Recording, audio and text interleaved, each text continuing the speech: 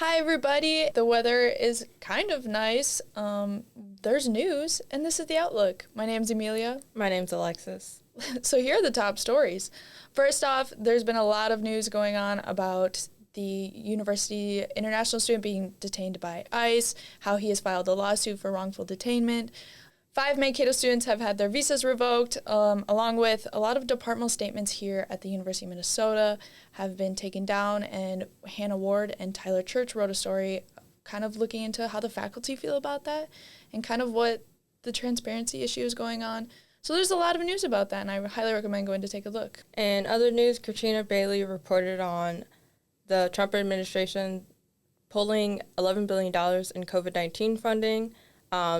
This affects Minneapolis, specifically M Health Fairview and Neighborhood Health Source.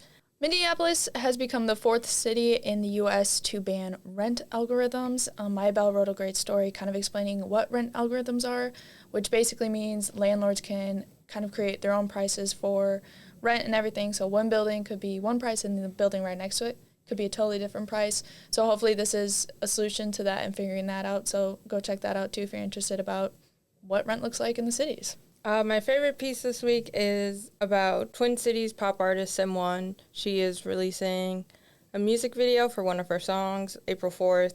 The song is called Write One For Me. The article is written by Gabriel Brito.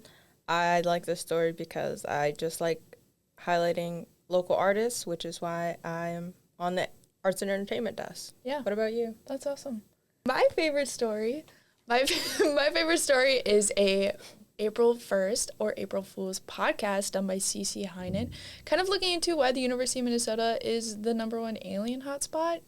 Really interesting story. Highly recommend going to take a look. She talked to a bunch of very unique individuals who had a lot of interesting things to say and ways to say it. So if you want to learn more about why the university is #1 alien hotspot, go check it out.